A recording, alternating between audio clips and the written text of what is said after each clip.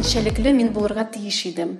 Менә мин кабатланасым килми кемнең беләндер. Шуның өчен мин уйлыйм, ну, чтоб я запомнилась, я должна быть какая-то другая.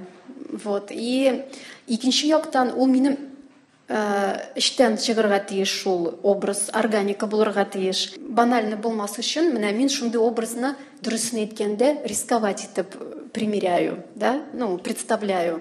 Чөнки Татарстан бит инде мусульман традициялары бик җитди, бик строгий.